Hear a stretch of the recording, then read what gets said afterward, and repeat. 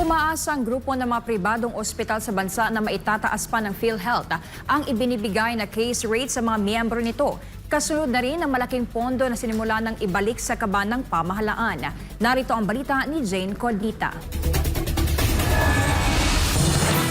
Ang sinasuggest po ng ating PMA at ng ating po mga ibang kasama sa mga ospital ay mag-increase po sa case rate ng around 50 to 80%.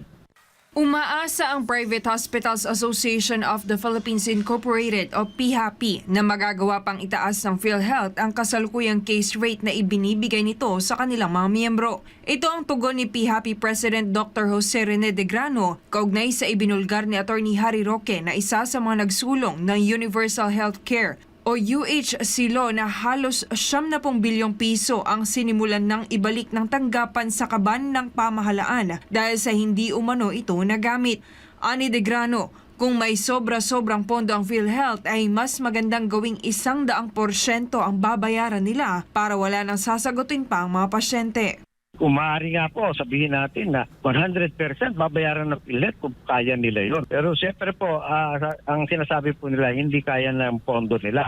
Ay, hopefully po, pagdadagdag nila ng porsyento niyan sa all case rates, ay at least mabawasan po yung problema ng ating mga kababayan. Opo.